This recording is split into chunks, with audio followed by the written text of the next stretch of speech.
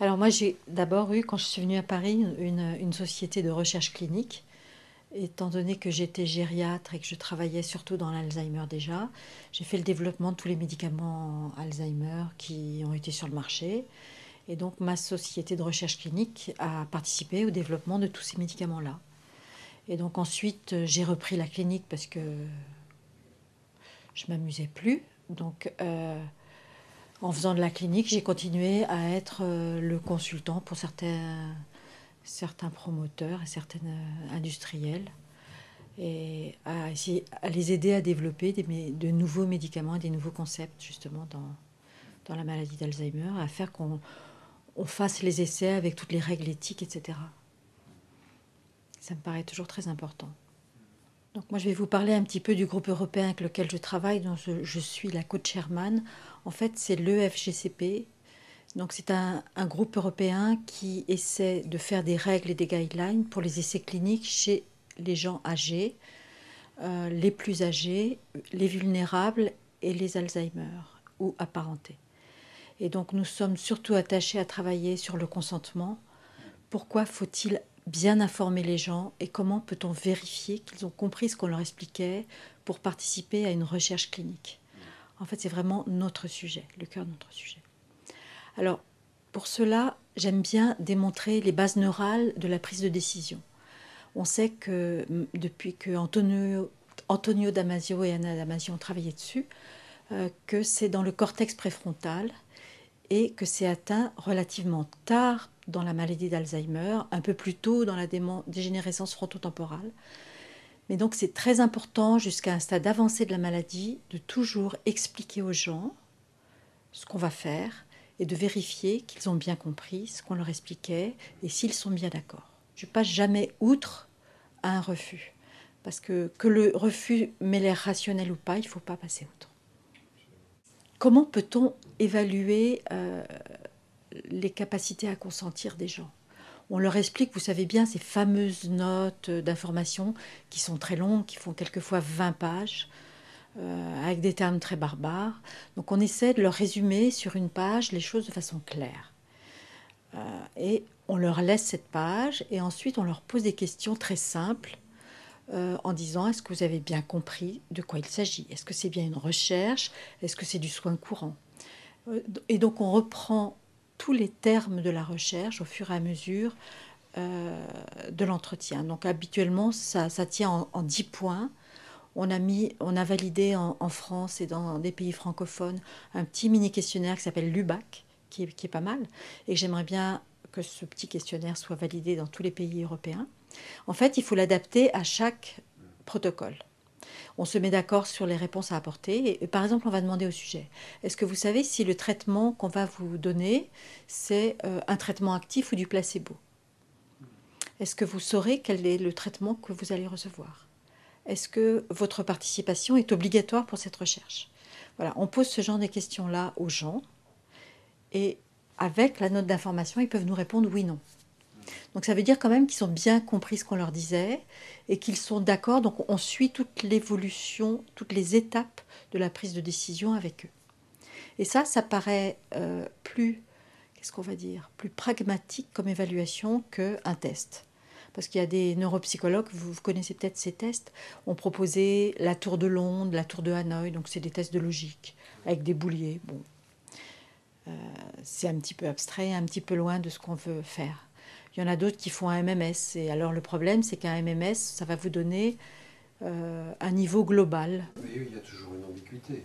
C'est ça le problème. Il y a toujours une ambiguïté avec le MMS et on ne sait pas si la personne est capable de comprendre ce qu'on lui dit. Je dirais que même déjà sans aucune démence et sans aucune altération cognitive, quelquefois on n'est pas capable de comprendre ce qu'on vous explique. On ne sait pas ce que ça veut vraiment dire un placebo. C'est quoi? C'est un produit dénué d'effets actifs ou de substances actives. Qu'est-ce que ça veut dire? C'est pas évident, hein? Surtout quand on sait que le placebo peut jouer un rôle. Enfin, bon. Voilà, surtout quand on sait que le placebo marche très bien dans la douleur, dans beaucoup d'autres pathologies, dans l'anxiété, etc. On essaie vraiment de poser enfin voilà, d'introduire ce petit questionnaire. Et j'aimerais bien que tout le monde l'utilise. Et j'essaie de militer pour que ce soit un questionnaire utilisé au niveau européen. C'est pas encore gagné, mais ça va venir. Alors, est-ce que c'est long? Non. Ça prend. Ce qui est long, c'est d'expliquer le fondement de l'étude, d'expliquer ce qui va se passer, d'expliquer la notice d'information. Mais on peut très bien l'expliquer, la laisser et revenir quelques jours après et revoir avec la personne une fois qu'elle en a parlé à son entourage, etc. Prendre son temps, je crois que c'est vraiment la clé des choses. On a des aptitudes différentes selon les niveaux. Mais déjà avec le petit test dont je vous parlais, le MMS tout à l'heure, la note normale, c'est-à-dire moyenne, varie pas du tout ni en fonction de l'âge, ni en fonction du sexe, enfin un petit peu en fonction de l'âge, au-dessus de 85 ans, mais surtout en fonction du niveau socioculturel. Donc vous voyez à quel point c'est important d'avoir des tests adaptés à ça. Donc si vous avez un niveau socioculturel égal à 1, c'est-à-dire vous avez juste passé votre certificat d'études, eh bien le MMS normal sera égal à 22 en moyenne. Et donc vous êtes pathologique à partir de 21 ou de 20. Alors que pour quelqu'un qui est allé à l'université, ça sera, la moyenne sera autour de 29. Donc vous voyez, il y a 8 points d'écart. C'est énorme. Donc c'est très important d'en tenir compte. Alors le groupe européen est composé de gens de différents pays d'Europe, donc par définition. Ça se passe à Bruxelles et on essaie de se réunir tous les mois et d'avancer sur les différents points à étudier lorsqu'on met au point des guidelines pour la recherche clinique en gériatrie. Et pour l'instant, nous travaillons sur des guidelines sur l'éthique appliquée à la recherche clinique en gériatrie. Et on doit faire bientôt un workshop à l'EMA, donc à l'Agence du médicament européenne, pour essayer de valider ce que nous avons proposé. C'est-à-dire qu'on va définir non, c'est pas ça. On va essayer de voir ce que l'Europe et l'EMA va retenir de nos propositions. Alors on a pas mal réfléchi sur la question. Par exemple, c'est très simple. C'est qu'est-ce que ça veut dire quelqu'un d'âgé? À partir de quel âge est-on âgé? Ça commence à partir du moment où les gens ont plus de chances d'avoir un déclin cognitif dû à une pathologie neurodégénérative, ou bien les gens ont plus de chances d'être vulnérables.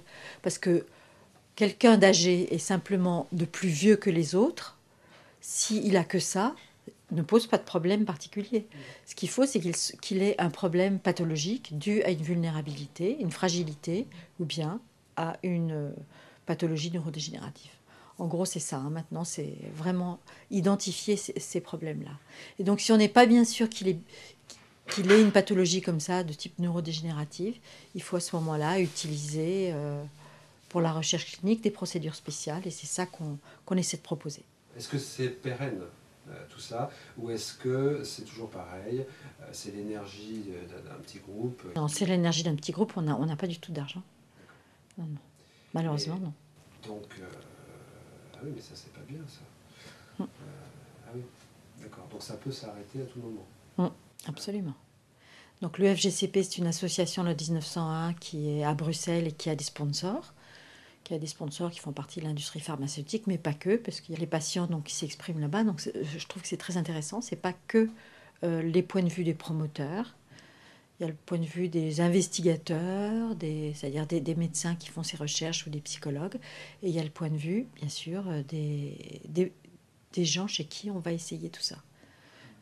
Et donc c'est important dans l'avenir de faire plus de recherches chez les sujets âgés, pas pour faire des recherches, pas parce que ce sont des cobayes, mais parce que on aura enfin des médicaments qui seront adaptés à eux et qui seront avec moins de danger, puisqu'on les aura mieux étudiés. Or pour l'instant, qu'est-ce qu'on fait? La plupart du temps, on extrapole les essais faits chez l'adulte jeune au sujet âgé. Et très souvent, ils sont retirés du marché, ces produits, où on dit on ne peut pas les utiliser chez les patients les plus âgés. Pourquoi? Parce qu'on a des tas d'effets secondaires qui n'étaient pas prévus, qui n'étaient pas apparus pendant le développement en recherche clinique. Donc c'est très important de faire ces recherches-là. Je pense aux malades jeunes, justement. Alors, c'est aussi pour reprendre ce que vous disiez juste avant sur à partir de quel âge. Bon, voilà, Comment, il y a quelque chose sur eux, enfin, on commence à... Parce que c'est très différent. Les patients Alzheimer jeunes, Ouais. bien sûr, on commence... Enfin, il y a beaucoup de molécules maintenant qui les ciblent de façon privilégiée. Avec, vous savez, ce qu'on appelle les biomarqueurs, on peut tout à fait les identifier. Et puis aussi de façon génétique. Donc, il y a pas mal de molécules en développement qui s'adressent qu'à ces patients-là. Et on arrive maintenant à les sélectionner avec ces biomarqueurs et cette identité génétique hein, de ces patients jeunes, entre guillemets, qui ont comme une maladie d'Alzheimer pure. Alors que chez le vieillard, je dirais au-dessus de 75 ans, c'est presque toujours une pathologie mixte qui est aussi d'origine vasculaire. Donc c'est des patients qui, pour les molécules, sont plus à risque, puisqu'on a montré que, par exemple, certains médicaments qui étaient développés pour les patients Alzheimer entraînaient en fait des œdèmes cérébraux chez certains patients lorsqu'ils avaient beaucoup de pathologies vasculaires associées. Donc maintenant, on exclut ces patients-là des protocoles. Parce que ça constitue un vrai risque. Enfin, de faire un œdème cérébral, c'est pas anodin. Vous savez, c'est tous ces médicaments à la piste de l'immunothérapie et des vaccins. C'est cela. Et ça, c'est quand même un vrai espoir pour améliorer ces patients. Donc, ça vaut le coup. C'est là où cette maladie est assez intéressante parce que, enfin, elle dépasse largement le strict cadre de la maladie d'Alzheimer parce qu'elle soulève des problèmes. C'est un cas d'école, absolument. Ça ressemble à, parce que là, je n'y avais pas pensé, mais j'y pense en vous écoutant, cette histoire de protocole adapté où vraiment on se pose des questions, tant mieux, hein, mais on est dans le luxe, on est dans une débauche de précaution et d'attention, exactement, et j'y avais pas pensé, comme l'histoire de la douleur des enfants. Exactement, mais c'est ce qu'on devrait faire pour tout le monde en fait. Oui. Et notre groupe, pourquoi, oui. Non, mais ma question c'est pourquoi eux c'est venu? Comment c'est venu? C'est venu parce qu'il y a eu des médicaments pour eux, et donc il a bien fallu voir s'ils étaient d'accord pour participer aux recherches. Avant, il n'y avait pas de médicaments, hein. Donc c'était simple, on n'avait rien à leur proposer. Donc qu'est-ce qu'on faisait? On les laissait se recroqueviller au fond de lit, et vous savez, vous aviez des dortoirs entiers de gens recroquevillés au fond des lits qui étaient attachés à leur lit parce qu'ils se levaient. C'était terrible, hein. Ça fait un progrès, mais c'est la nuit et le jour depuis que les médicaments sont sortis. C'est pour ça que je pense que enfin, tous les gens qui ont dénigré les médicaments n'ont pas vu cet aspect positif des choses parce que peut-être qu'ils ne l'ont pas connu. Ils sont trop jeunes, entre guillemets. Donc, Mais alors, il y a peut-être aussi quelque chose d'important pour ces gens qui ont ces pathologies d'Alzheimer ou les vulnérables. On propose de faire un petit livret du participant, toujours à une recherche clinique, où étant donné qu'ils ont un trouble de la mémoire, on va leur donner un petit livre où ils vont retrouver la réponse à toutes leurs questions. Donc c'est un petit livre qui est très bien ordonnancé, avec le résumé du protocole sur 2 pages, qu'on leur a fait comme résumé très simple. 2, les échéances et les dates auxquelles ils doivent venir. Quelle est la charge de travail pour eux? Est-ce que c'est obligatoire ou pas? Enfin voilà, c'est la réponse à toutes leurs questions. Quand est-ce qu'ils doivent prendre leurs médicaments? Et du coup, ça devient quelque chose qu'on pourrait extrapoler à toutes les populations parce que c'est quelque chose que tout le monde devrait avoir, quoi. Quand on participe à une recherche, si on vous donnait un petit livret comme ça, très bien fait, très didactique, je pense que ça aiderait tout le monde. Et en plus, ça rendrait plus compliant tous les gens qui participent à la recherche. Ils comprendraient mieux ce qui se passe et ils le feraient aussi mieux. Parce que très souvent, on perd de vue des gens, ils ne viennent pas au rendez-vous. Et après, les études cliniques en pâtissent parce qu'on perd beaucoup en puissance s'il y a beaucoup de gens qui ont arrêté les médicaments. Et je pense que c'est toujours parce qu'on a mal expliqué ça aux gens. Ils ne se rendent pas compte de l'importance que ça peut avoir. Ou peut-être qu'ils s'engagent trop vite aussi, je ne sais pas. Je passe mon temps comme psychogériatre à aller dans le sud parisien. Donc je suis psychogériatre du réseau Mémoris. Et je suis appelée pour voir les gens qui ont des gros troubles du comportement, qui refusent tout, qui refusent les soins. Et on me dit, il faut aller faire un diagnostic pour voir comment on pourrait arriver à leur faire accepter les soins qu'on veut leur donner, parce qu'ils mettent en danger leur immeuble, eux-mêmes, etc.